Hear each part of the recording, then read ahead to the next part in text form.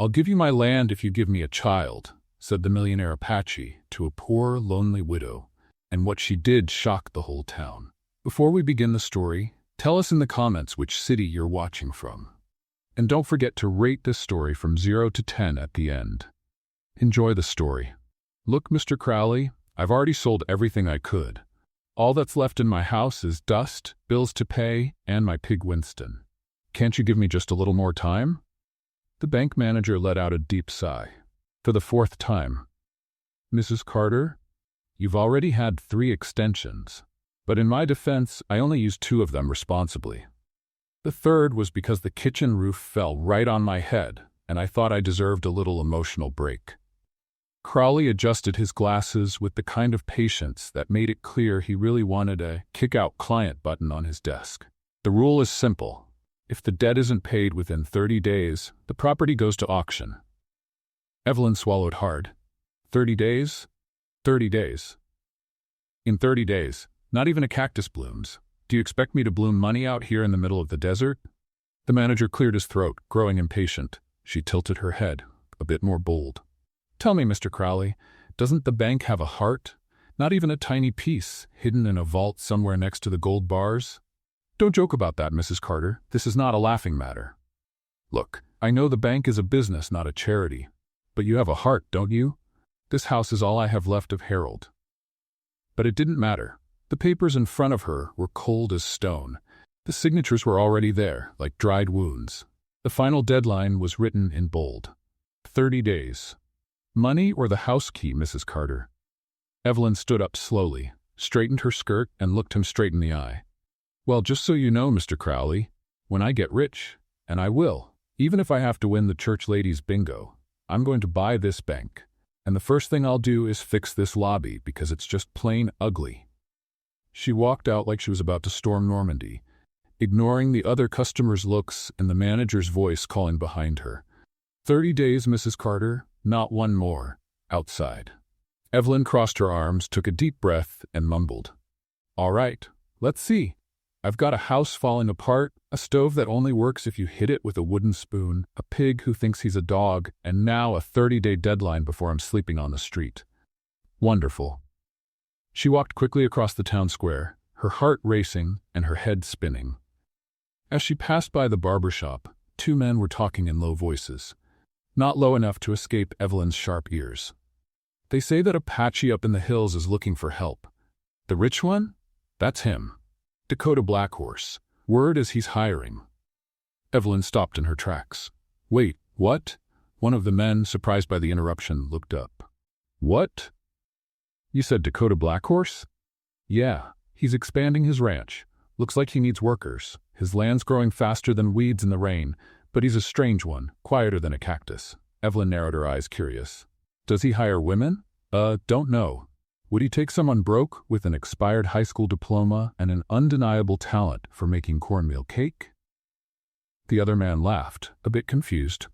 "Ma'am, at this point, he'd probably hire a crow to take care of the horses." Evelyn took 2 steps back, eyes fixed on the horizon, where the hills began to rise at the end of the road. Dakota Blackhorse. Evelyn frowned. She'd heard that name before. A reclusive man, not much of a talker, but with a lot of zeros in the bank. He owned so much land it practically circled the whole county. People said he was mysterious, maybe even dangerous. Some called him a ruthless Apache. Others said he was a war hero who came back with a broken heart and a fortune no one could explain. All Evelyn knew was, if there was work, she needed it. Head held high, pride buried under desperation, she whispered to herself before leaving the square. "Whatever. Doesn't matter who he is. If there's a job, I'm going. And if it's this Dakota guy, well, he better be ready, because this unlucky widow is showing up at his door, and in heels if I have to." And so she went, toward the property of a man she had never seen. The road leading to Dakota Blackhorse's ranch seemed to stretch on forever. Evelyn had been walking for over an hour, with the Arizona sun burning her back and her feet aching inside shoes that had seen better days. Her navy blue dress, the most decent one left in her shrinking wardrobe, was dusty and sticking to her skin. "All right, Evelyn," she murmured to herself, wiping the sweat from her forehead with the back of her hand. "You decided to go look for a job with a man who lives at the end of the world. If he turns out to be a serial killer, at least no one will hear your screams. When she finally spotted the property, Evelyn stopped and let out a low whistle. Dakota Blackhorse's ranch wasn't just big. It was impressive.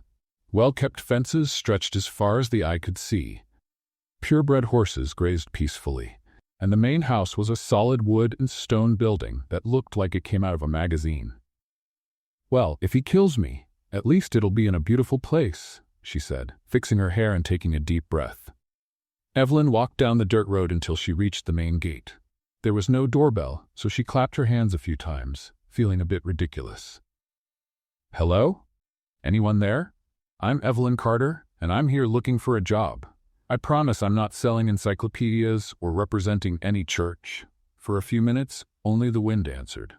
Then she heard footsteps approaching, steady, slow, like someone who's never in a hurry. When Dakota Blackhorse appeared, Evelyn felt like someone had punched the air out of her lungs. The man was tall, with broad shoulders that filled out a white cotton shirt. His black hair was tied back in a low ponytail, and his dark eyes studied her with an intensity that made her feel like an open book. He didn't say a word, he just looked at her. Evelyn cleared her throat, trying to pull herself together. "Hi.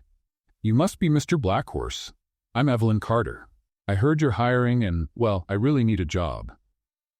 Dakota crossed his arms, still silent. Evelyn started feeling like she was being judged by a very strict judge. "Look, I know it might seem strange for a woman to show up out of nowhere, but I'm a hard worker, I'm honest, and I make a cornmeal cake that could bring the dead back to life. Not literally, of course. That would be creepy." One corner of Dakota's mouth turned up, just barely. "Come in," he said at last, opening the gate. Evelyn followed him through the property, trying not to look too impressed. The place was run like a Swiss watch. The stables were spotless, the cattle well fed, and there was even a garden that made her own backyard look like a plant graveyard. "Wow, what a beautiful place," she said. "I bet you don't have any cockroaches that refuse to die." Dakota led her up to the front porch of the main house and motioned for her to sit in one of the rocking chairs. He stayed standing, leaning against a wooden post. "Why do you need work?" he asked, straight to the point. Evelyn sighed, deciding honesty was her best bet. "My husband died 2 years ago and left me with more debt than dreams. The bank wants to take my house in 30 days if I don't pay it all off. I've sold everything I could, tried everything, and now I'm here, begging for a chance to clean stables, cook, do laundry, anything." She paused and gave a crooked smile. "I'll even take care of angry animals, plant in dirt drier than anything Moses ever saw, or talk to lonely horses. I'm a great listener, especially when I'm desperate." Dakota watched her for a long moment. There was something in his eyes she couldn't quite read. Maybe sympathy, maybe interest. "Do you have family?" "Just me and my stubbornness." "Oh, and a pig who thinks he's a dog, but he doesn't help with the bills." "No children?" Evelyn felt a sharp pain in her chest. That question always hurt. "No, Harold and we tried, but it never happened. Maybe it's for the best, considering the financial mess he left behind." Dakota nodded slowly, like he was thinking through every word. Then he stepped in front of her, looking her straight in the eye. "You said you'd take any kind of job. Any honest job that doesn't involve wrestling bears. What if I offered something better than cleaning stables?" Evelyn frowned, confused. "Better how? Because honestly, at this point in my life, cleaning stables would feel like hitting the jackpot." Dakota took a deep breath, like he was about to jump off a cliff. "If you need money that badly, I have a better offer." "I'm listening," she said, leaning forward, curious. The silence that followed felt like forever. Dakota looked out toward the horizon, then at his own hands, and finally back at her. "I'll give you half of my land, if you give me a child." Evelyn blinked once, then twice. She was sure she had heard him wrong. "Sorry, could you repeat that? Because I swear I just heard you say something completely crazy." "You heard right." Evelyn stood up so quickly that the rocking chair behind her shook violently. Her face went through at least 3 shades of red before she could get a word out. You just proposed. What exactly?" "A deal," said Dakota, with the same calm tone someone would use to offer sugar for coffee. "Half of my land in exchange for an heir." Evelyn opened and closed her mouth several times, like a fish out of water. You're serious?" Completely. She turned, took 2 steps toward the door, stopped, turned back toward him, and pointed an accusing finger. I walked all the way here under the scorching sun, and this is the kind of crazy proposal you have for me? It's not crazy. It's practical. Practical? You think I'm what, a walking wound with legs? Dakota didn't flinch at her outburst. In fact, he seemed to be expecting exactly this reaction. You need money. I need an heir. It's a solution that benefits us both. Evelyn laughed, but it wasn't a happy laugh. It was the kind of laugh people let out when they think they're losing their mind. Oh, wonderful, so romantic. What a charming offer. You must be very popular with the ladies in town. I don't usually go into town. I can imagine why, she replied sarcastically. With those social skills, you must be the king of the local dances. Dakota crossed his arms again, looking slightly amused by her outrage. It's a generous offer. Generous? Evelyn put her hands on her hips. Do you even know how much half of this land is worth? I do. That's why I'm offering it. And you think that any woman would agree to something like this? Would you? The question caught her off guard. Evelyn opened her mouth to give an outraged answer, but nothing came out. Because deep down, a small, treacherous part of her mind was doing the math. Half that land was worth more than she had ever dreamed of owning in her entire life. She stammered. Think about it, Dakota said, heading to the door. You have 1 week to decide. 1 week, she nearly shouted. You make me this insane offer and give me a week to decide? It's enough time. Enough time to completely lose my mind, maybe. Dakota stopped at the door and turned to her one last time. The gate will be open if you decide to come back. And then he went inside, leaving Evelyn alone on the porch, with her heart racing, her mind spinning, and the absolute certainty that her life had just gotten even more complicated than she ever thought possible. The walk back home felt even longer than the trip there. Evelyn walked slowly, her feet aching, her thoughts spinning like a top out of control.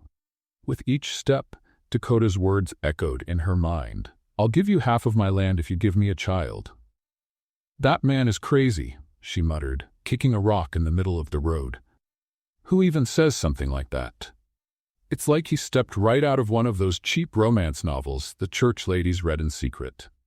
She stopped in the middle of the road and looked up at the sky, as if expecting some divine answer to drop from the endless Arizona blue. Lord, I know life has its cruel little jokes, but this is getting out of hand. First Harold dies and leaves me with more debt than a politician in election year. Now a rich Apache shows up offering me half a kingdom in exchange for 4. She shook her head, unable to finish the sentence out loud. This has to be some kind of cosmic test. Or maybe I hit my head, and now I'm hallucinating. When she finally reached her property, Evelyn stopped at the gate and let out a long sigh. The house looked even more run-down after seeing Dakota's perfect ranch. The peeling paint, the missing roof tiles, the fence that looked more like a crooked smile. Home sweet home, she said to herself dryly, where glamour is optional and poverty is guaranteed. But as she got closer to the front door, she froze. A man in a dark suit was standing there, holding a leather briefcase and checking a pocket watch with the impatience of someone who had more important places to be. Mrs. Carter? He asked, looking up as she approached. That's me, Evelyn answered, already feeling a bad feeling in her gut. And you are? Thomas Mitchell, bank officer. I need to speak with you about your property. Evelyn felt the blood freeze in her veins. A bank officer never showed up at your door to deliver good news. Did Mr. Crowley send me a gift? She asked, trying to keep her tone light, though her voice trembled slightly. Because if it's a fruit basket, I can tell you right now, I'll accept it. Mitchell didn't smile. He opened his briefcase and pulled out some documents. I'm afraid I have to inform you that the timeline for settling your debt has changed. The situation has become more urgent. More urgent how? Evelyn swallowed hard. Because 30 days was already tight. If you want less than that, you'll have to invent some new days of the week. The deadline has been reduced to 2 weeks, Mrs. Carter. Evelyn's legs nearly gave out. She leaned against the doorframe and yielding, feeling like the world had suddenly started spinning faster. Excuse me? 2 weeks, 14 days, starting today. But that's impossible. Mr. Crowley told me 30 days this morning.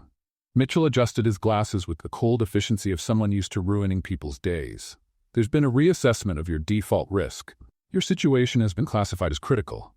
The bank can no longer wait." Evelyn laughed, but it was a borderline hysterical laugh. "Critical? I didn't know poverty came with medical ratings. What's the next stage? Terminal?" "Mrs. Carter, I understand this is difficult, but—" "Difficult," she cut in, raising her voice. "Mr. Mitchell, difficult is opening a jar of pickles without breaking a nail. Impossible is finding $15,000 in 2 weeks when I barely have 15 cents in my pocket. It's actually $15,300, he corrected, checking the paperwork. "Oh, thank you for the precision." Evelyn clapped her hands sarcastically. "That helps so much. Now I know the exact amount of money I don't have." Mitchell sighed and held out the documents to her. "These are the official papers. The auction will take place in 2 weeks at 10 in the morning in the town square." Evelyn looked at the papers like they were poisonous snakes. "And if I don't come up with the money?" "The property will be sold to cover the debt. Any remaining balance will be returned to you, of course." "Of course," she repeated, bitter, "because everyone knows falling down houses go for sky-high prices." Mitchell closed his briefcase and adjusted his hat. "I'm sorry, Mrs. Carter. It's just business." "Just business," she murmured as she watched him walk away. "To you, it's just business. To me, it's my whole life." Once he disappeared down the road, Evelyn stepped into her house and dropped into a chair in the kitchen. She put her head in her hands and tried to think clearly, but her mind felt like a hurricane. 2 weeks, 14 days, 336 hours to come up with more money than she'd ever seen in her life. "All right, Evelyn," she said to herself, trying to stay focused. "Let's make a list of options." She grabbed a pencil and an old piece of paper and started writing. "Option 1, rob a bank." She paused, then crossed it out. "Too risky, and I don't have a horse to escape on." Option 2, win the lottery. Another line through it. "I'd need to buy a ticket first, and I don't even have money for that." Option 3, find buried treasure in the backyard. Cross that out too. If there were treasure back there, the cockroaches would have found it by now. Option 4, marry a rich man who magically shows up at my door. She stopped writing and stared at the paper. It wasn't exactly a rich man who had magically shown up at her door, but "No, Evelyn," she said out loud to herself. "Don't even think about it. Dakota's offer is absurd, indecent, impossible, and maybe it was her only chance." She stood up and started pacing around the small kitchen, talking like she was arguing her case in front of an invisible jury. "Let's look at the facts, ladies and gentlemen of the jury. Fact number 1, I need $15,000 in 2 weeks. Fact number 2, I don't even have $15. Fact number 3, Dakota Blackhorse is offering way more than $15,000.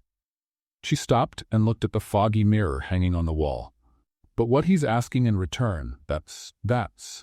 She couldn't even say the word out loud. "It's a business arrangement," she said finally, trying to convince herself. "Like selling a cake or doing laundry. Just more complicated." She began pacing again. "And it's not like I'm some innocent maiden. I was married. I know how these things work. And he said he'd give me half of his land. Half, that's a fortune." She stopped again and looked into the mirror. "But what kind of woman does that make me? What would people think? What would the pastor say? What would my mother say if she were alive?" A knock at the door pulled her out of her thoughts.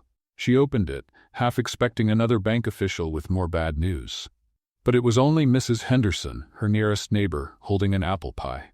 "Hi, dear," said the older woman with a warm smile. "I made too much pie and thought I'd share." "Mrs. Henderson, you're an angel," Evelyn replied, accepting the pie. "Just when I needed something sweet to soften a very bitter day." "Trouble with the bank again?" "Worse. I've got 2 weeks now instead of a month." Mrs. Henderson shook her head sympathetically. "Those bankers have no heart, but you'll figure it out, dear. You always do." After her neighbor left, Evelyn stood at the door holding the pie, gazing toward the horizon where the hills faded into the distance. The next 3 days were the longest of Evelyn's life. She woke up thinking about Dakota's offer, ate lunch with his words replaying in her head, and went to bed with that proposal echoing like a clanging bell. On the morning of the second day, she decided to seek out Father Williams at the church. If anyone could give her a clear-headed opinion on this impossible situation, it would be him. "Father," she said, finding him arranging the altar flowers, "I need spiritual guidance." "Of course, my child. What is it about?" Evelyn hesitated. How could she explain this without sounding completely out of her mind? Let's say, hypothetical. Someone received a business proposal that would solve all of her financial problems, but it involved personal commitments. The priest frowned. "What kind of personal commitments?" "Well, the kind that usually happen between a husband and wife, but not exactly a traditional marriage." Father Williams nearly knocked over the flower vase. "Evelyn Carter, what are you even thinking?" "Desperation, mostly," she answered with raw honesty. "The bank's taking my house in less than 2 weeks, Father. I've tried everything." "Not everything. Did you try asking the congregation for help?" "I did. Yesterday I offered to clean for the church ladies for a whole year in exchange for a loan. Mrs. Patterson said she already has a maid. Mrs. Coleman said she'd pray for me. And Mrs. Foster suggested I sell my pig, because at least then I'd get something useful out of him." The priest sighed. "And your mother's piano?" "It's a beautiful piece. I tried selling it yesterday. Mr. Johnson at the music store said player pianos are out of style and take up too much space. He offered $20 for it. $20 is better than nothing. Father, I need $15,000. $20 won't even cover the gas to take the piano into town." The priest sat down in the first pew and motioned for her to sit beside him. "My child, sometimes God puts us in difficult situations to test our faith." "Well, then he must think I'm much stronger than I really am," Evelyn replied, "because this test is starting to feel like medieval torture." On the third day, Evelyn decided to make one last attempt. She put on her best dress, brushed her hair carefully, and went to the bank to speak with Mr. Crowley one final time. "Mr. Crowley," she said, sitting across from him with all the dignity she could gather, "I came to make an offer." "Mrs. Carter, we've already discussed this. The deadline is—" "I know the deadline. But hear my proposal first. How about I work for the bank for free for 5 years, cleaning, organizing, making coffee, whatever you need. In return, you restructure my debt." Crowley didn't even look up from his papers. "Impossible. The bank isn't a charity." "Then how about 10 years? Mrs. Carter, please. We have procedures to follow." Evelyn leaned forward over the desk. "Mr. Pratt Crowley, do you have children?" "I do." "Then imagine one of them in my situation. What would you do?" For the first time, Crowley looked her straight in the eyes. "I'd find the money. And if you couldn't—" "There's always a way, Mrs. Carter. There's always a way." As she left the bank, Evelyn literally bumped into Dakota on the main street. She'd been staring at the ground, lost in thought, when she ran straight into his broad chest. "Sorry, I didn't see," she started, then stopped when she recognized him. "Oh, it's you." "It's me," Dakota said, steadying her by the shoulders. "How's the decision coming?" "What decision?" she asked, pretending not to understand. "You know exactly what decision." Evelyn crossed her arms and looked him square in the eyes. "Well, since you asked, I've spent the last 3 days trying every possible alternative so I wouldn't have to even consider your crazy offer." "And how did that go?" "Huge success," she said sarcastically. "The priest told me to have faith, the church ladies offered prayers instead of money, and Mr. Crowley told me there's always a way, without giving me any clue what that way might be." Dakota almost smiled. "So you're here by your own choice." "I'm here because I tripped. Literally. And now I'm stuck in a conversation with a man who makes indecent proposals to desperate women." "It wasn't indecent. It was practical." "Oh, right, my apologies. A perfectly civilized and modern proposal. I bet it's all the rage among the wealthy these days, collecting children like stamps." Dakota studied her for a moment, and Evelyn had the impression he was trying not to laugh. "You don't lower your head even when you're losing, and you don't back off even when you're being mocked." "Then we're alike. We're complete opposites," she corrected him. "You have money, I have debt. You have land, I have leaks. You make impossible offers, I have to accept impossible offers. You don't have to accept anything." "No?" Evelyn gave a bitter laugh. "Then tell me, Mr. Blackhorse, where else is a broke widow going to find $15,000 in 10 days? "I don't know." "Exactly. Neither do I." Dakota went quiet for a moment, watching the street traffic. "Why not just say yes?" Because I still have a little pride, and because your offer is insane. But you're considering it. I'm also considering jumping off a bridge, but that doesn't mean I'll do it. This time Dakota actually smiled, a small but genuine smile. The bridge is on the other side of town. Thanks for the geography lesson, she replied, but she was almost smiling too.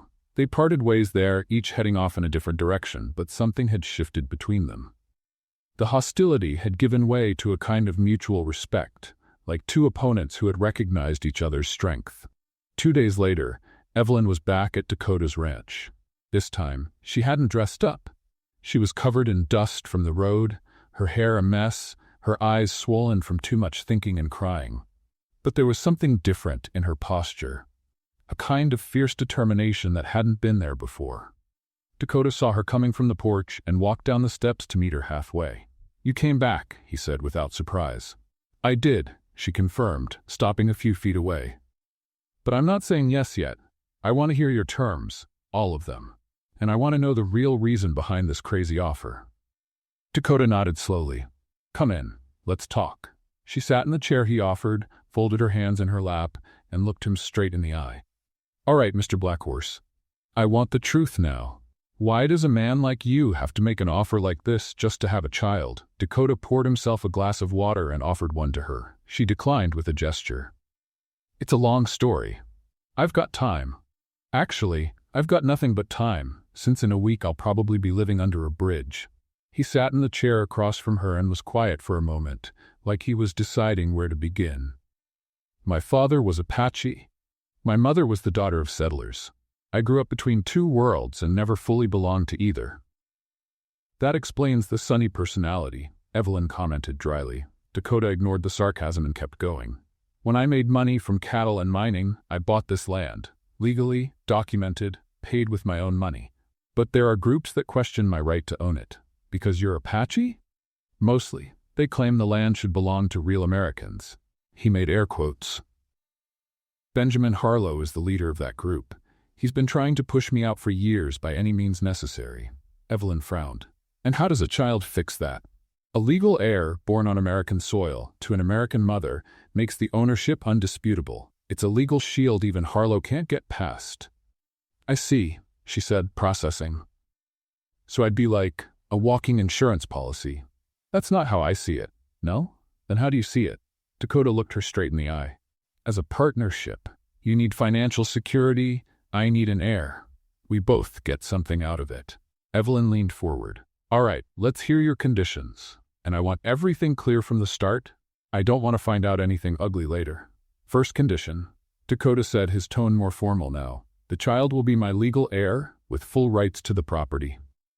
Fine. Second, you'll have complete freedom to come and go, but you'll need to live here. This is the legal residence. Evelyn considered that. Define complete freedom. You can visit town, have guests, do as you wish. You just can't set up residence anywhere else while the agreement is in effect. And how long is the agreement in effect? Until the child turns 18. 18 years? Evelyn stood up. You expect me to spend the next 18 years of my life stuck here? Not stuck, there's a difference. Maybe for you. What's the third condition? Dakota hesitated for a moment. The marriage will be real, official, with signed and registered papers. Evelyn slowly sat back down. A real marriage. Yes, with all the implications that come with it. Yes. She stayed silent for a long moment, staring down at her hands. All right, now my conditions, Dakota nodded. First, I want to be treated with respect. Always. If you mistreat me in front of the staff, people in town, or anyone else, the agreement ends right then and there. Agreed.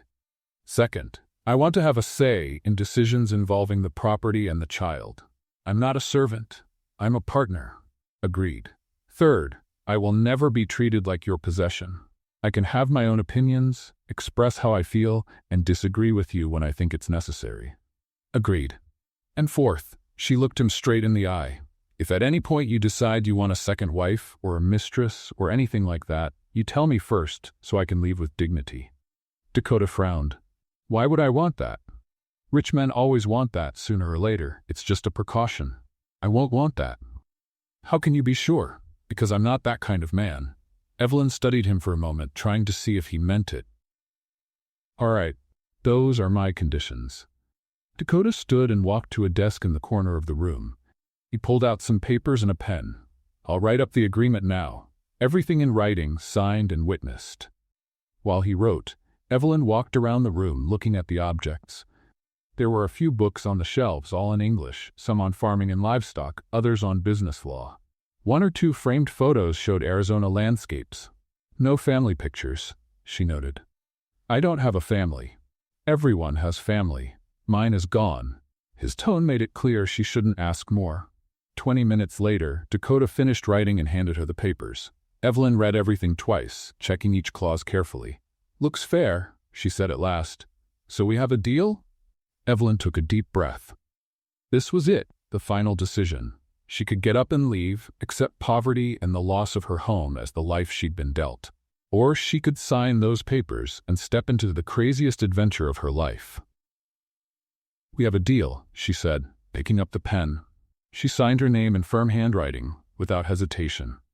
Dakota did the same. When they finished, he placed one copy in the desk and handed the other to her. There, no business partners. And future spouses, she added, trying to sound casual. And future spouses, he repeated. For a moment, they looked at each other in silence. There was something in Dakota's eyes that Evelyn couldn't quite read. It wasn't triumph or relief. It was something deeper, more complex. Before they could say anything else, urgent knocking at the door broke the moment. Dakota frowned and went to open it. It was Jacob, one of the ranch hands, his face red from running. Boss, I need to talk to you. It's urgent. What is it? Jacob glanced at Evelyn, hesitant. You can speak, Dakota said. She's part of the family now. It's about Mrs. Carter, actually. I just got back from town and found out the bank sold her debt. Evelyn felt the blood drain from her face. Sold it to who? To Benjamin Harlow, ma'am. He owns your debt now. The silence that followed was so heavy it felt solid. Evelyn's legs gave way and she leaned on the table. Harlow, Dakota murmured, his eyes darkening.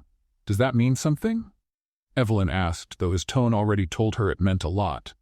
It means our agreement just became a lot more dangerous than I thought. Evelyn just stared at him, afraid. That night, Evelyn woke in the middle of the night to a strange smell in the air. Still half asleep in the guest room Dakota had prepared for her, it took her a few seconds to recognize it. Smoke. She jumped out of bed and ran to the window. What she saw made her blood run cold. The main barn was engulfed in orange flames rising into the sky like desperate fingers trying to claw at the stars. Dakota! She screamed, running from the room in her nightgown barefoot. Fire! The barn's on fire! She stumbled down the stairs, threw open the front door and ran toward the fire. Dakota was already there, along with Jacob and two other workers, forming a desperate bucket line. Get back in the house, Dakota yelled when he saw her coming. It's dangerous. What about the animals? She shouted back, pointing at the barn. There are horses in there. We've let most of them out already. But Evelyn could still hear the desperate whinnies coming from inside the burning structure. Without a second thought, she grabbed a cloth, soaked it at the nearest water pump, and tied it around her face. Evelyn, no. Dakota dropped the buckets and ran after her, but she had already disappeared through the barn's side door. Inside, the heat was unbearable. The thick smoke burned her eyes and made it hard to breathe. Evelyn followed the sound of the panicked animals. She found two horses trapped at the back, locked in their stalls, wild with fear. Easy, sweethearts, she said, coughing, trying to keep her voice calm as she opened the first stall. Auntie Evelyn's getting you out of here. The first horse, a nervous chestnut, reared up when she opened the door. Evelyn threw herself to the side, avoiding the hooves by just a few inches. I know you're scared, honey, but if you trample me, we're both going to end up grilled. She managed to guide the horse to the exit. The second horse, a black mare, was calmer, but still clearly frightened. Evelyn gave her a quick pat on the neck. Come on, girl. Time to get out of this oven. When she finally got out of the barn with the mare, Dakota grabbed her by the shoulders, his face a mix of relief and fury. You're completely out of your mind. You could have died. But I didn't, she said, coughing and wiping her teary eyes. And neither did the horses. Everybody wins. Wins? Dakota looked at her like she'd gone crazy. You're covered in soot, scratched up, and you smell like a chimney. Evelyn looked down and saw he was right. Her hands were black with smoke, her nightgown was torn in places, and a cut on her left arm was bleeding. "Well, at least I matched the decor now," she said, pointing toward the still-smoking barn. Fire survivor chic is in this season. For the first time since they'd met, Dakota laughed. Not a polite smile or a short chuckle, but a full, genuine laugh that echoed across the ranch. "What's so funny?" Evelyn asked, confused but smiling too. "You," he said, shaking his head. "You just risked your life for 2 horses that aren't even yours. You look like you walked out of a fireplace, and you're cracking jokes."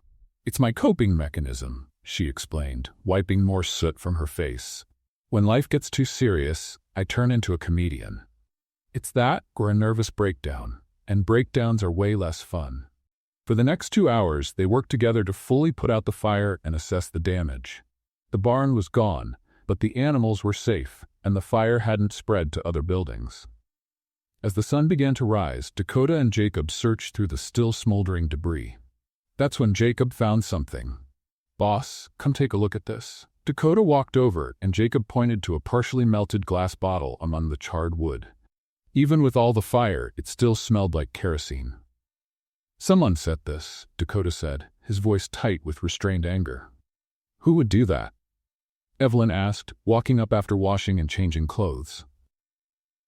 "Not hard to guess," Dakota replied, looking toward the hills. "Someone who wants to see me fail. That Harlow guy? Probably. Or someone working for him." Evelyn crossed her arms, still smelling the smoke in her hair. "Well, then he got what he wanted. The barn's toast. We'll rebuild," Dakota said firmly. Evelyn looked at the 2 men and suddenly had an idea. "What if we don't rebuild the same? What if we build something better?" Dakota looked at her, curious. "Better how?" "Bigger, safer, with a fire system. If we have enemies trying to burn our stuff, we'd better be ready." "Our stuff?" Dakota repeated. "Well, technically, I'm a partner in this business now, right? And if there's one thing I've learned from being poor, it's that sometimes you have to rebuild better than before, just out of sheer stubbornness." Dakota studied her for a moment, and Evelyn saw that same unreadable expression cross his face again. "Do you have any idea how to do that?" "A few. Nothing fancy, but practical. Harold might have left me in debt, but he also taught me a few things about construction." They were discussing rebuild options when Jacob came running from the main house. "Boss, there's a letter on the front door. Someone must have left it during the fire." Dakota took the envelope. No sender, no stamp. Just "to the widow," written in uneven handwriting. "It's for me," Evelyn said, reaching out. She opened the envelope and read the short message in silence. Her face gradually went pale. "What does it say?" Dakota asked. Evelyn handed him the paper. The message was simple and direct. "Leave his life or die." Dakota crumpled the paper in his hand, his knuckles turning white. "This has gone too far." "It was a warning," Evelyn said, trying to keep her voice calm, though her heart was racing. "The question is, from who? Doesn't matter who. What matters is that now you're in danger because of me." Evelyn looked at the barn's remains, then at the crumpled letter in Dakota's hand, and finally at the man who had become her husband on paper. "You know what, Dakota?" she said, surprised by how steady her voice was. "I'm already about to lose my house, my financial security, and I nearly turned into barbecue trying to save your horses. If someone thinks an anonymous little note is going to scare me now, they're dead wrong." Dakota looked at her for a long moment, and for the first time since they met, Evelyn saw something like admiration in his eyes. The morning after the fire, Dakota walked into the kitchen with a determined look, one Evelyn was already starting to recognize as trouble. "You need to leave," he said bluntly as she was making coffee. Evelyn froze mid-pour and looked at him like he just suggested she fly to the moon. "Leave and go where, exactly?" "Anywhere. A relative's house, another town. Just far from here." "Oh, of course," she said, stirring the coffee deliberately. "Because I have so many relatives fighting to take me in, and people lining up to offer me work in other towns." "Evelyn, I'm serious. After that letter yesterday." "Dakota," she turned to face him, hands on her hips. "I'm already neck-deep in this mess. I'm not running now like some scared rabbit." "It's not running, it's protecting yourself." "No, it is running. And I've never run from anything in my life. I'm not starting now." Dakota sighed and ran a hand through his hair. "You don't understand the danger." I understand perfectly. She interrupted. Someone burned down your barn, sent me a death threat, and probably has more nasty surprises planned. But I also understand that I'm staying and helping you. Because that's what partners do. Partners? You said it yourself. We're business partners now, and partners don't abandon ship when things get hard. Dakota studied her for a long moment. Why are you doing this? Because she poured the coffee into 2 cups. For the first time in a long while, I feel like I can actually make a difference in something. And honestly, I've already lost everything. I've got nothing left to lose. You have your life? I do. And I intend to use it well. Dakota took the cup she offered and sipped it, thoughtful. If you're staying, you need to know how to defend yourself. Great. What do you suggest? Wrestling classes? Because I've fought with some stubborn chickens before. I've got experience. I'll teach you to shoot and to ride better, and some tracking basics. Evelyn raised her eyebrows. Tracking? I'm going to be a scout now? You're going to be someone who knows when they're being followed. After breakfast, Evelyn announced she needed to return to her old house to grab some clothes and personal items. And my pig, she added. Your what? My pet pig. Winston. He thinks he's a dog, but I haven't been able to convince him otherwise. Dakota looked at her like she was speaking a foreign language. You have a pig who thinks he's a dog. I do. And no, before you ask, he doesn't bark. But he growls at strangers and sniffs everything. Very protective. For the first time since the fire, Dakota smiled. Of course, let's go get your pig, dog. The trip to Evelyn's old home was eye-opening. Dakota watched her gather her few belongings, some clothes, books, the wedding photo with Harold, and a small cloth doll that had belonged to her mother. Winston, the pig in question, greeted Dakota with suspicion, grunting and placing himself between Evelyn and the stranger. Winston, behave? Evelyn said. This is Dakota. Well, it's complicated, but he's on our team now. The pig looked up at her like he completely understood how complicated things were. Back at the ranch, Dakota started Evelyn's training right away. The first archery lessons were a disaster. Aim for the center of the target, Dakota said, standing behind her to correct her stance. I am aiming, Evelyn replied, focused. Then why did the arrow end up in the tree behind the target? Maybe the tree was plotting against me. On her 3rd try, she hit the target, barely. Progress, she cheered. In a few years, I might even hit the center.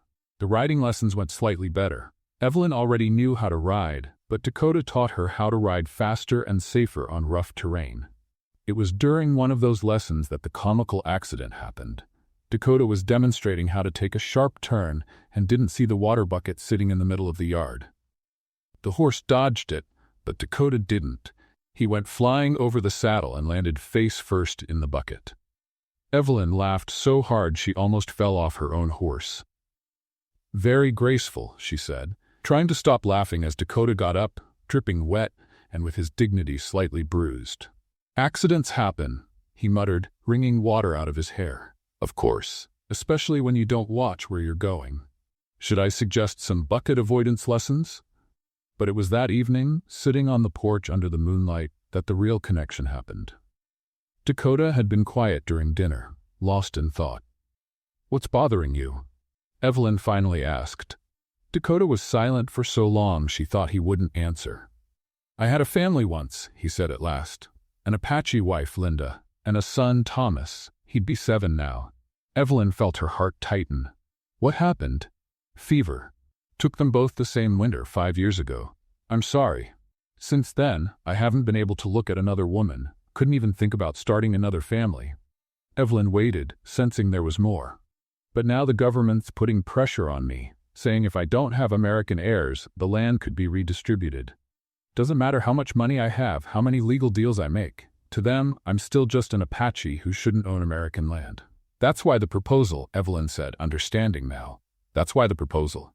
I thought it would be simple, practical. But, Dakota looked straight at her. But you're not simple or practical. Evelyn looked at him and said, I need to get some sleep. The next day, Evelyn went into town to get supplies for rebuilding the barn. Dakota had offered to go with her, but she insisted on going alone. I need to show I'm not afraid, she said. Besides, it's broad daylight. What could happen? She found out exactly what could happen on the way back, when 3 masked men jumped out from the bushes along the road. "Hand over the bag, lady," one of them said, pointing a knife at her. "It's just money for nails and boards," Evelyn replied, trying to keep her voice steady. "We want the money," said another, "and for you to stay away from the Apache." "And if I say no?" The man with the knife stepped closer. "You won't say no." That's when the arrows started flying. The first hit the ground right in front of the leader's feet. The second knocked the knife from his hand. The third was clearly a final warning. "Leave," Dakota's voice echoed from the nearby hill. "Now." The 3 men looked around, trying to spot where the arrows had come from, and quickly decided not to take their chances. They ran off. Dakota rode down the hill on his horse, bow still in hand, more arrows ready. "Are you hurt?" he asked, jumping off his horse. "No," Evelyn said, though her legs were shaking. "Did I make it back in one piece?" "How did you know where I was? I never stopped knowing where you were," he said, putting the bow away. "Not since yesterday."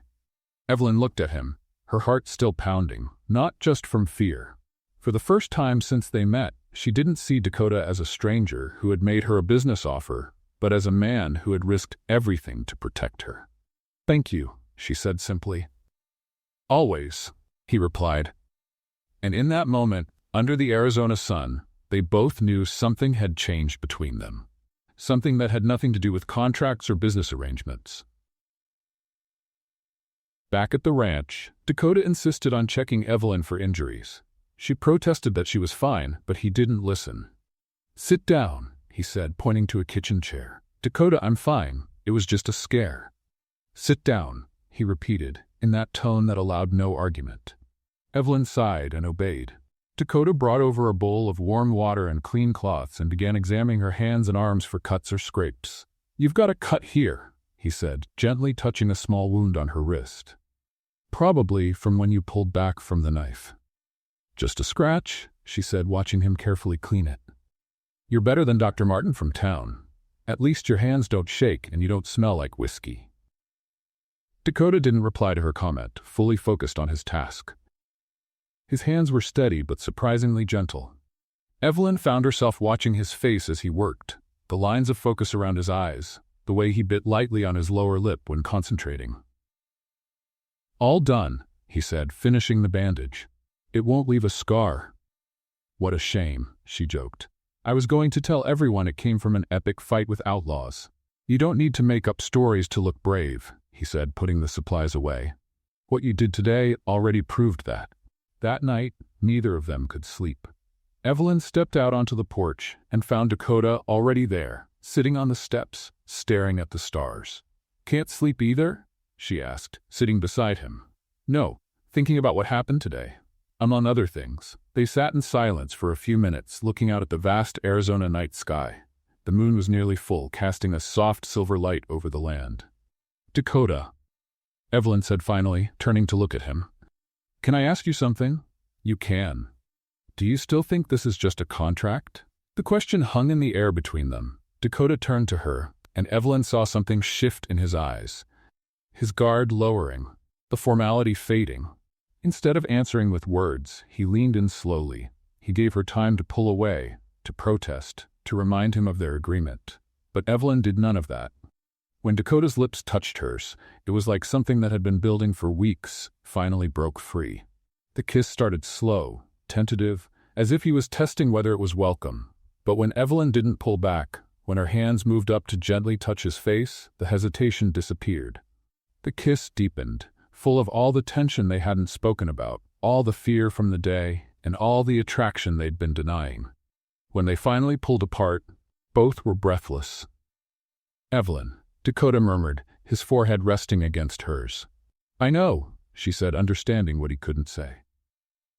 "I didn't expect it either." He looked at her for a long moment, like he was memorizing her face. "I don't want this to be just a contract," he admitted quietly.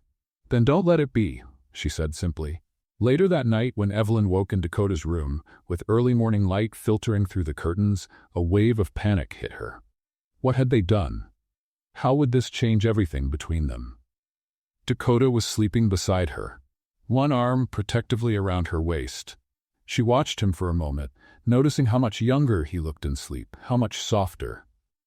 Carefully, so as not to wake him, she slipped out of bed and returned to her own room.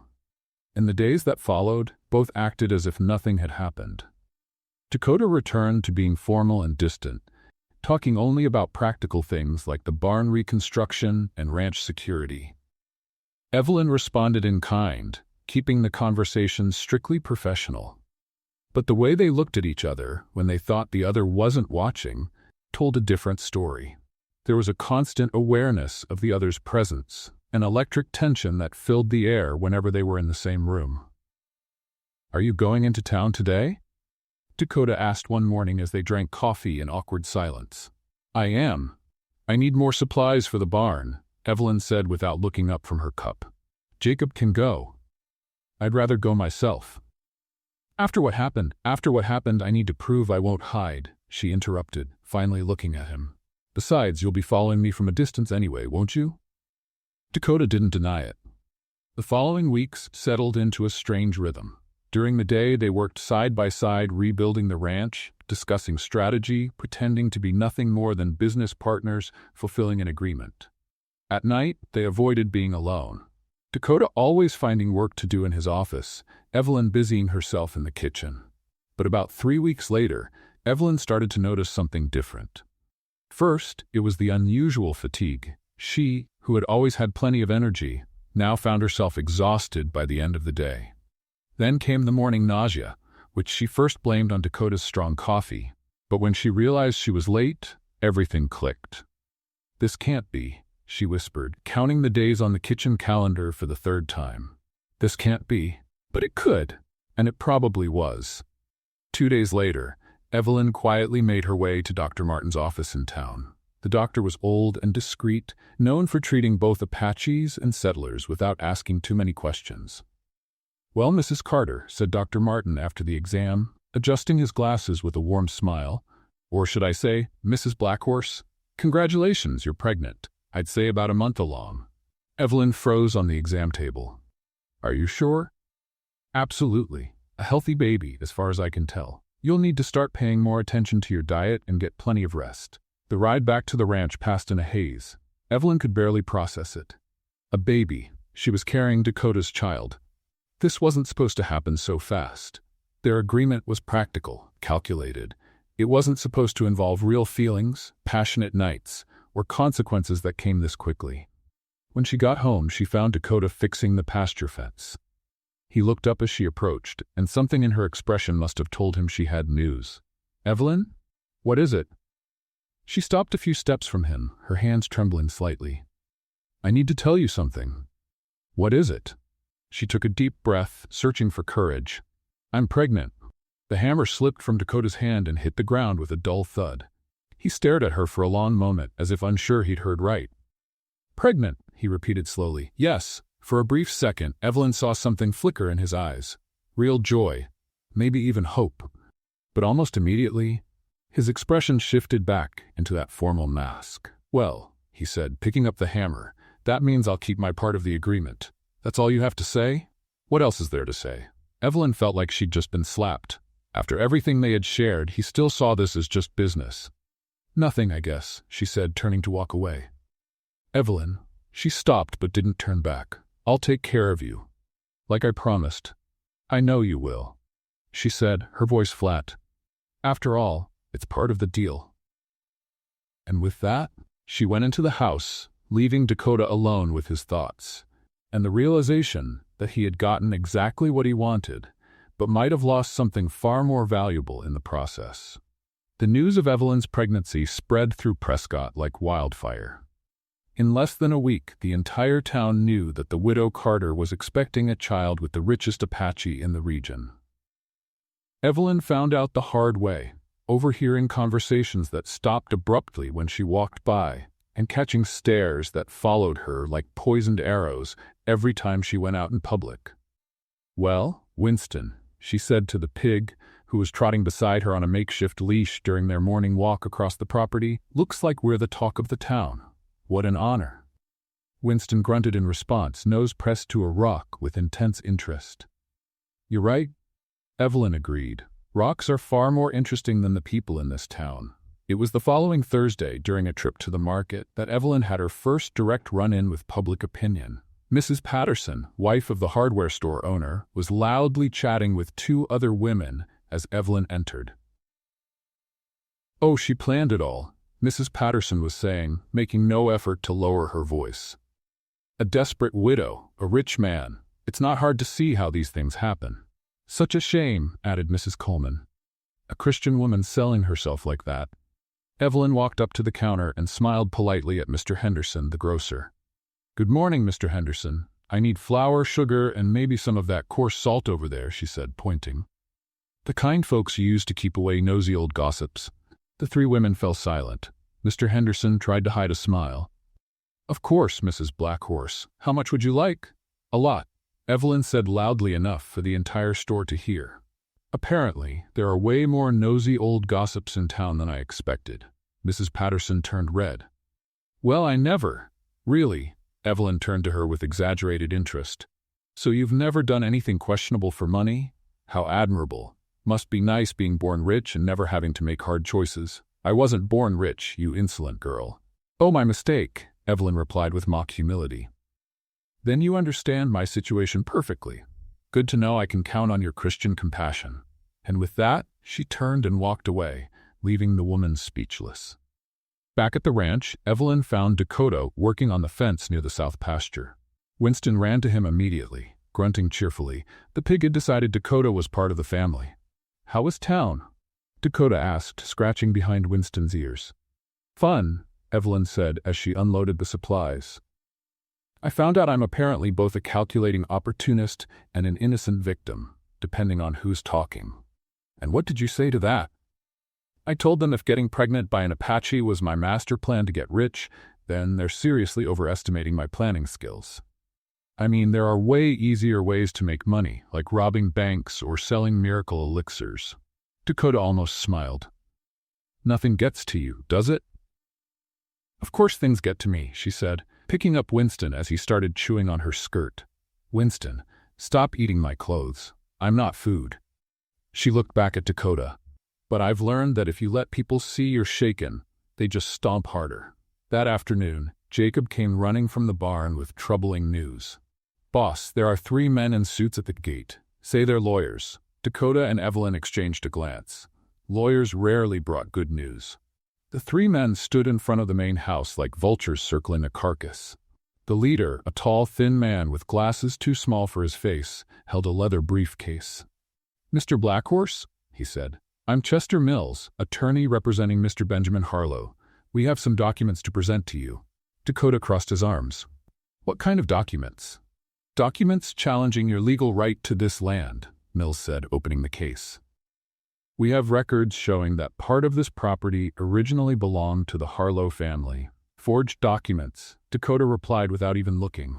"They're perfectly legal, sir, registered and notarized." Evelyn stepped forward. "And did these records magically appear after news of my pregnancy spread through town?" Mills adjusted his glasses, clearly uncomfortable. "I'm not sure what you mean." "Of course not," Evelyn said dryly. "Just a coincidence, right? That Mr. Harlow suddenly cares about land ownership now, when Dakota's about to have a legal heir. Mr. Blackhorse's legal matters and personal life are unrelated." "Oh, sure. Just like oil and water, or truth and lies." Dakota placed a hand on Evelyn's shoulder. "You can file your papers in court," he said to the men, "but leave my land. Now." After the men left, Dakota stood quietly, watching the trail where they'd gone. "Harlow's getting desperate," he muttered. "Is that good or bad?" "Bad. Desperate men do dangerous things." As if on cue, Jacob came running again 2 hours later, this time with even more alarming news. "Boss, I was in town and overheard something at the saloon. There's a new guy asking around about you." "What kind of questions?" "Your habits. Where you go, what time you leave home. His name's Coronado, and he doesn't look like the curious type." Evelyn felt a chill run down her spine. "A hired gun? Judging by the way he wears his weapon, I'd say yes, ma'am." Dakota was quiet for a long moment. "Jacob, I want you and the other men on guard through the night. 2-hour shifts. No one leaves the ranch alone." "Yes, sir." That night, Evelyn was saying goodnight to Winston in the little pen Dakota had built for him when she heard footsteps behind her. Can't sleep either? She asked, not turning around. No. Dakota stepped up and leaned on the fence. Winston grunted happily and waddled over, expecting attention. At least someone's happy, Evelyn said, petting the pig. Winston doesn't worry about hired guns, lawsuits, or town gossip. Must be nice, living like that. It must. No expectations, no responsibilities, no one trying to kill you over land. They fell quiet, watching Winston sniff through his food for the tastiest bits. Evelyn, Dakota said at last. Yes? I'm sorry about all this. You didn't deserve to get dragged into this mess. Evelyn turned to look at him. Dakota, I walked into this mess with my eyes open. I knew it wasn't going to be easy. But you didn't know it would be dangerous. Maybe not. But now that I'm in it, I'm not going to run at the first sign of trouble. Why? Evelyn paused, searching for the right words. Because for the first time in a long while, I feel like I'm fighting for something that actually matters, even if it's messy, even if it's dangerous. Dakota looked at her for a long moment. And the baby? The baby will be born into a family that doesn't give up easily, Evelyn said, resting a hand gently on her still flat belly. And on land that belongs to us by right. Us, Dakota repeated, like he was testing the weight of the word. Us, she confirmed.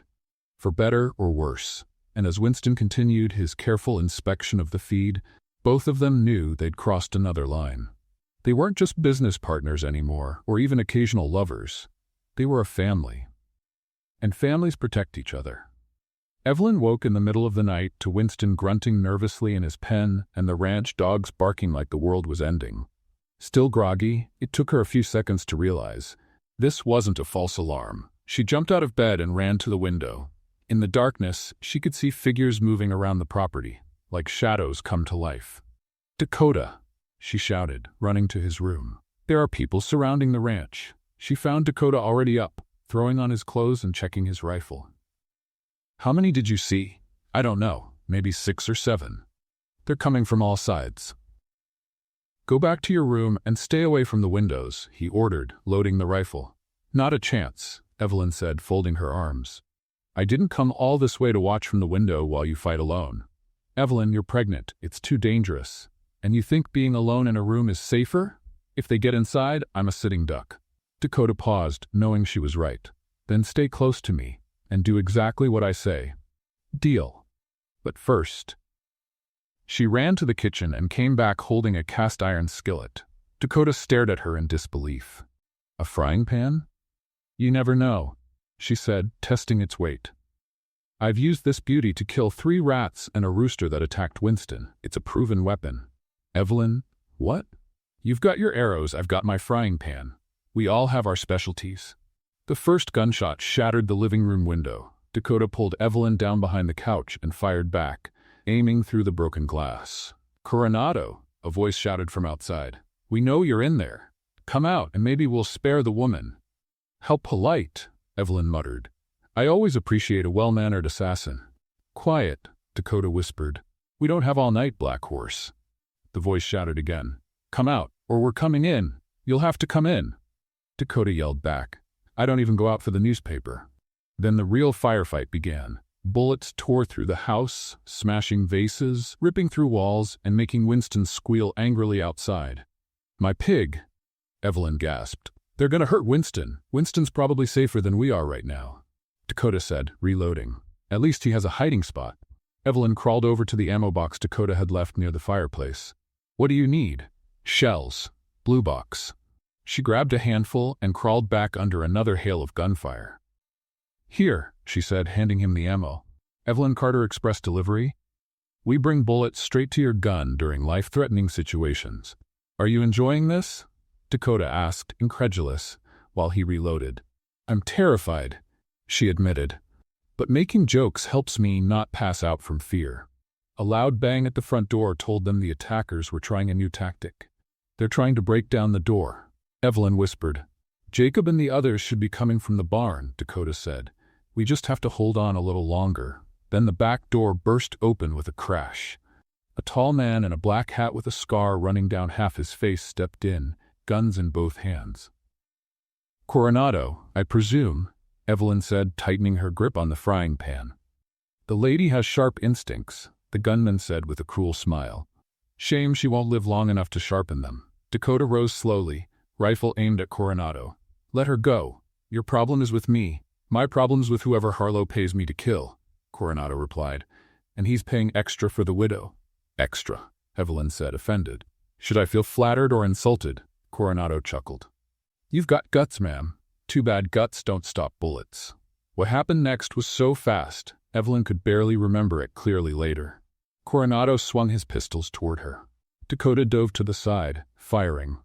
Evelyn, on instinct, hurled the frying pan with everything she had. The frying pan hit Coronado square in the forehead at the exact moment Dakota's bullet struck his shoulder. The gunman staggered, thrown off more by the shock of the skillet than by the pain. Dakota lunged at him, and the two men tumbled to the floor in a brutal struggle. Coronado was strong, but Dakota knew every inch of that house and used it to his advantage, shoving the man hard against the kitchen table. Surrender, Dakota shouted, finally managing to lock his arm around Coronado's neck and pin him down. All right, Coronado said, dropping his guns. You win. Evelyn scooped up the pistols and pushed them aside, still holding the broken pieces of her skillet. That was my favorite frying pan, she sighed. I'm really gonna miss it. I'll buy you another one, Dakota promised, eyes never leaving Coronado. It won't be the same. That one had a battle history. Dakota tied Coronado to a chair using ropes Evelyn brought in from the barn. Outside, the gunfire had stopped. Apparently, Jacob and the other workers had arrived just in time to drive off the rest of the gang. All right, Dakota said, sitting across from the bound gunman. Who hired you? You already know the answer. I want to hear you say it. Harlow. Benjamin Harlow. Evelyn crossed her arms. And how much is he paying you to kill us? $1,000 per head. 1,000. Evelyn looked genuinely offended. Only 1,000? Dakota, our enemies really don't appreciate our value. What do you think we're worth? Dakota asked, almost smiling. At least 5,000. Each. Coronado stared at them like they were crazy for debating prices while holding him hostage. You two are weirder than I expected. Thank you. Evelyn replied. I'll take that as a compliment. Dakota leaned in closer. How did Harlow know it would be tonight? What do you mean? You came at the perfect time, with the right number of men, and you knew exactly how to surround the property. Someone gave you very detailed information. Coronado hesitated, and something shifted in his expression. You've got a traitor among you, he said finally. The silence that followed was deafening. Evelyn and Dakota looked at each other, the same realization hitting them both. Who? Dakota asked. I don't know the name, but someone here is feeding Harlow information. Someone who knows your routines, your schedule, your plans. Evelyn felt a chill crawl down her spine. If there was a traitor on the ranch, it meant they were never truly safe. Every move they made was being watched. Every plan reported. I lied when I said you'd won, Coronado said, his smile dark. You only won this battle. The war is far from over. Dakota clenched his fists. And who is the traitor? That, Coronado said, you'll have to figure out yourselves, but be careful, he's closer than you think. Evelyn looked out the shattered window at the ranch hands approaching the house. Every familiar face suddenly looked suspicious. The danger hadn't passed. It had just become more dangerous, because now the enemy had a familiar face and intimate access to their lives. The next morning, Dakota took Coronado to town in chains, escorted by Jacob and 2 other men. Sheriff Thompson, a middle-aged man with a graying mustache, received the prisoner with a mix of relief and concern. Hired gun, Dakota explained. He admitted Benjamin Harlow paid him to kill us. That's a serious accusation, Dakota, the sheriff said. You have proof? I've got his confession and 6 witnesses who saw the attack on my property. All right, I'll hold him here while we investigate. Back at the ranch, Evelyn was determined to find out how Harlow had gotten such precise information about their lives. Something was nagging at her, a suspicion she couldn't quite put into words. Dakota, she said, finding him repairing the broken windows, can I go back to my old house? I want to check some papers I left there. You shouldn't go alone. I'll take Winston for protection, she joked. He may not look scary, but he makes plenty of noise when he's nervous. Dakota hesitated, then nodded. Jacob will go with you. Don't take long. Evelyn's small house looked even more run down after weeks of abandonment. She went straight to the cabinet where she kept her important documents, marriage papers, certificates, and the cursed bank promissory notes. "What exactly are you looking for, ma'am?" Jacob asked, standing guard at the door.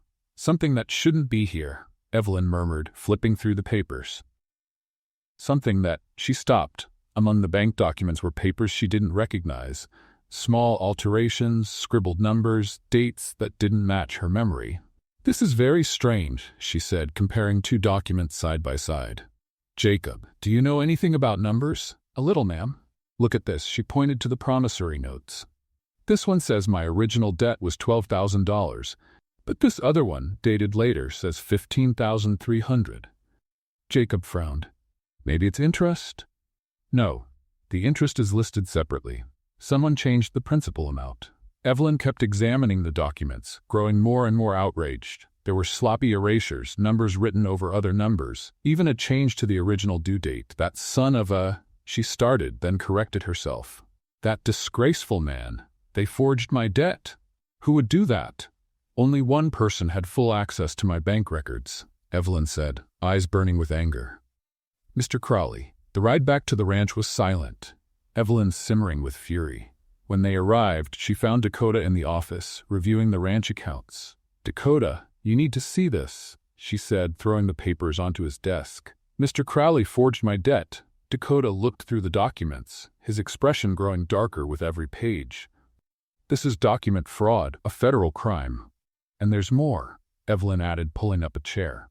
"If he forged my documents, he might have forged others, including information he passed to Harlow about you." Dakota leaned back in his chair, taking it all in. "Crowley has access to everyone's accounts in this region. He'd know exactly what our land is worth, our financial habits, our vulnerabilities. And he was the one who kept telling me I'd find a way to get the money," Evelyn said. "Like he knew I'd end up making that deal with you. We need to confront him. We will. But first, I'm going to do something I should have done a long time ago." "What?" Evelyn gave him a smile he was starting to recognize, the kind that meant trouble for someone else. "I'm going to dress like a respectable lady of society, because I want Mr. Crowley to see me coming from a mile away." An hour later, Evelyn walked into the bank in her best dress, the one Dakota had insisted on buying for her the week before, wearing the posture of a woman used to being treated with respect. Dakota walked beside her, equally well-dressed, with a look that left no doubt about his purpose. "Mr. Crowley," Evelyn said, approaching his desk with a smile just a little too sweet to be sincere. "I need some clarification on a few discrepancies in my documents." Crowley looked up from his paperwork and visibly paled at the sight of the couple. "Mrs. Blackhorse." "Mr. Blackhorse, what can I do for you?" Evelyn calmly spread the papers across his desk. "Can you explain how my original $12,000 debt magically became $15,300? Well, there must be some mistake." "A mistake?" Dakota leaned over the desk. "Or deliberate fraud?" "I don't know what you're talking about." Crowley stammered, but his hands trembled as he sifted through the papers. "Mr. Crowley," Evelyn said, her voice still sweet, but now with steel underneath. "I may be poor, but I'm not stupid. And I may not have formal education, but I can count. And," added Dakota, "we also have documents proving that you passed confidential information to Benjamin Harlow, details about our finances, our schedules, our plans." Crowley started to sweat. "These are very serious accusations." "Oh, they are," Evelyn said cheerfully. "Almost as serious as forging bank documents and conspiring to steal land from innocent people." I never. Mr. Crowley." Dakota placed his hands firmly on the desk and leaned in. "You're going to cancel the sale of my wife's debt to Harlow. You're going to restore the original $12,000 amount, and you're going to tell us exactly what information you gave him." "I can't. The bank has policies." "The bank also has policies against forgery," Evelyn pointed out. "And I imagine the sheriff would be very interested in these documents." There was a long silence. Finally, Crowley sighed and slumped in defeat. "Harlow offered me $5,000, he admitted. Said it was just for general business information." $5,000, Evelyn repeated. "Well, now I am flattered. First, $1,000 for my head, now $5,000 for information about me. I must be rising in value." "What did you tell him?" Dakota asked. "Your usual times going to town." How many workers you had. The layout of the ranch you mentioned when applying for the reconstruction loan. The layout that made last night's attack possible. Crowley seemed to shrink in his chair. I didn't know he was going to use it for that. I thought it was just business. Mr. Crowley, Evelyn said, leaning over the desk, either you fix this mess right now, or I walk straight out of here to the sheriff, then to the local paper, and then I'll make sure every church lady in town hears about it. And considering half this bank's clients are church ladies, I imagine that would be very bad for business. All right, Crowley said quickly. I'll cancel the sale. I'll restore the original amounts. Just please don't get the authorities involved. We haven't decided about that yet, Dakota said. But it's a start. 2 hours later, Evelyn walked out of the bank holding corrected paperwork and a canceled debt. For the first time in months, she truly felt victorious. We did it, she said, almost not believing it. We really did it. You did it, Dakota corrected. It was your suspicion that uncovered all this. No, Evelyn shook her head. We did it, together. That evening, after a peaceful dinner, with no outlaws or legal threats looming, Dakota found Evelyn sitting by the fire, gently petting Winston, who had decided her lap was his favorite place in the world. Evelyn, he said, sitting down beside her. I have something to ask you. She looked at him and noticed something different in his expression, something softer, more open than she was used to seeing. What is it? Dakota took a deep breath, as if preparing to jump off a cliff. Marry me, Evelyn blinked. We are married, remember? Papers signed, deal made, baby on the way. No, he shook his head. Marry me for real, not for an agreement, not out of necessity, by choice. Evelyn's heart leapt in her chest. She looked at his face, and for the first time, truly saw the man behind all the defenses and formality. Dakota, I know we started this all wrong, he said, taking her hand. I know it's been complicated and messy, but somewhere along the way, this became real for me. You became real to me. Evelyn felt tears sting her eyes. I thought it was already real, she said, squeezing his hand. It was? It was? She smiled through the tears. We were just waiting for our hearts to catch up. And when Dakota kissed her there, by the fire, with Winston grunting his approval between them, Evelyn knew she had finally found her place in the world. It wasn't just the ranch, or financial security, or even love. It was family. The true kind they had built together, against all odds. 6 months later, the Black Horse Ranch had become a sight to behold. The new barn didn't just replace the old one, it exceeded it in every way. Larger, safer, and fitted with an irrigation system that made the neighbors jealous. Evelyn had insisted on incorporating traditional Apache details into the modern architecture, creating a unique blend of cultures in harmony. See that fence there? She said to Dr. Martin, who had come for his monthly visit to check on her pregnancy. Dakota said that geometric pattern was impossible. Took me 3 weeks to prove him wrong. And how are you feeling, my dear? The doctor asked, putting away his stethoscope. Like a very happy whale, Evelyn replied, rubbing her round belly. This little girl seems to have inherited her father's stubbornness. She spends all night doing acrobatics in there. A girl? I'm sure of it. No boy would cause this much trouble before he's even born. Winston, who had grown significantly and now weighed nearly 50 kilos, lay at her feet like a giant dog. The pig had become a local legend. Folks from town would sometimes stop by just to see the dog pig of the Black Horses. It was on a warm September morning that the contractions started. Evelyn was in the kitchen, trying to convince Winston to stop stealing carrots from the vegetable basket. Winston, for heaven's sake, she said, holding a carrot above her head, you're not a rabbit, and even if you were, you're already too fat. That's when the first contraction hit her. Strong, sudden, she had to brace herself on the kitchen table. Dakota, she shouted.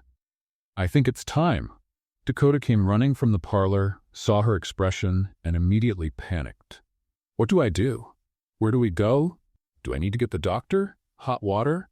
Why do they always say hot water? Dakota, Evelyn said, breathing deeply through another contraction. Breathe. One of us has to stay calm, and clearly it won't be me. The labor lasted 8 hours. 8 hours during which Dakota paced the room like a caged animal. Jacob tried and failed to keep him company.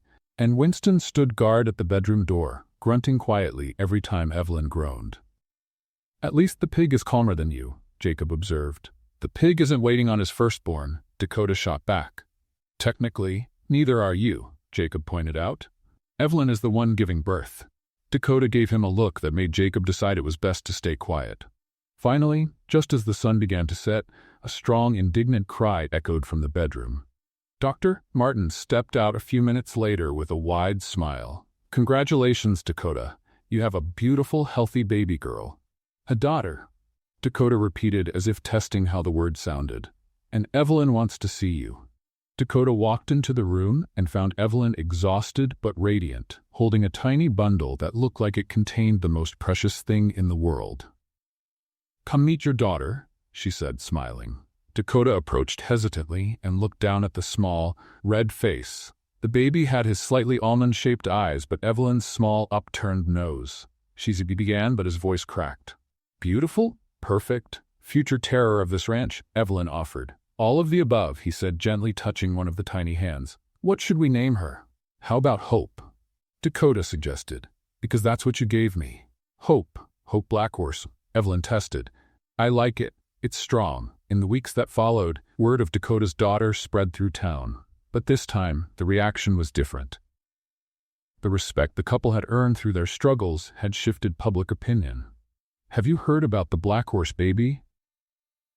Mrs. Patterson gossiped at the market. I heard she's absolutely precious, Mrs. Coleman replied. And after everything they've been through, they deserve that happiness. Who would have thought the unlucky widow would become one of the luckiest women in the territory?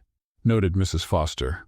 Evelyn overheard that remark during a trip to town and couldn't help but laugh. Lucky? She said to Mr. Henderson, the shopkeeper. Mr. Henderson, if surviving arson, gunmen, and a husband who panics at the word labor is luck, then yes, I'm truly blessed. 3 months after Hope's birth, Dakota surprised Evelyn with an announcement. I want to renew our vows, he said one morning over coffee. Renew? We just got married not long ago. No, we made a business deal not long ago. I want a real wedding, with guests, with you in a white dress, and no contracts involved.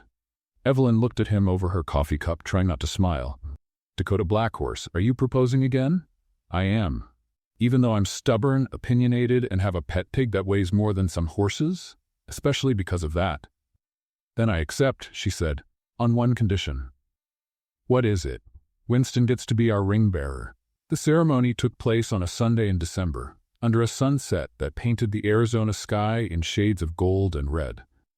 The ranch was decorated with wildflowers and colorful ribbons. Guests came from all over, some out of curiosity, others out of genuine affection for the couple. Evelyn wore a simple but elegant white dress and carried Hope in her arms during the ceremony. Dakota stood beside her, more nervous than he'd been in any gunfight. Dakota Blackhorse, said Father Williams. Do you take Evelyn as your wife, to love and protect her in wealth and poverty, in sickness and in health? I do. Evelyn Carter Blackhorse, do you take Dakota as your husband, to love and support him in joy and sorrow, through good times and bad? I do, she said, looking straight into Dakota's eyes. And I promise to try not to criticize your cooking skills too often. Laughter from the crowd broke the solemn moment, and even Dakota smiled. When it was time for personal vows, Dakota took a deep breath. Evelyn, you didn't just give me a daughter. You gave me hope. You gave me a family. You gave me a reason to build something that will last for generations.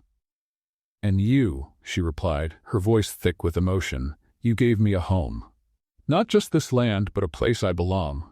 A place where I can be myself, with all my quirks and my stubborn pig. When the priest declared them husband and wife again, the celebration that followed lasted late into the night.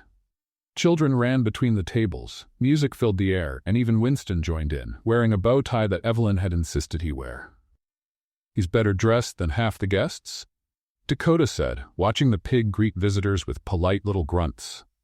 Winston always had class, Evelyn defended. He just didn't like to show it. Later, after the last guests had gone and Hope was peacefully asleep in her crib, Evelyn sat on the porch with Dakota. The land stretched out in front of them, bathed in the light of the full moon. We did it, she said simply. Did what? Everything. The ranch is thriving. We have a healthy daughter. The town respects us. Even Harlow gave up after Coronado went to jail. And most importantly, Dakota said, pulling her close. We have each other. Evelyn looked out at the land that was now truly hers, not because of a contract or a deal, but because of love and hard work. She looked at the man beside her, who had once been a stranger with an impossible offer and had become her partner in everything. You know, she said, leaning on his shoulder, when you made that crazy proposal, I thought you were desperate. I was, and I thought it was the worst idea in the world. It was. But sometimes, she smiled, the worst ideas turn out to be the best decisions. And there, under the Arizona stars, with their daughter asleep inside and Winston snoring happily in his pen, Evelyn knew she had found exactly what she didn't even know she was looking for. A family, a home, and a love that had grown from the most unlikely circumstances into the truest, most real thing in her life. What did you think of Evelyn and Dakota's story? Leave your thoughts in the comments below. Rate this story from 0 to 10. What's your score? Don't forget to subscribe to the channel and turn on the notification bell to hear all our stories. And check out more touching stories by clicking right here on the screen.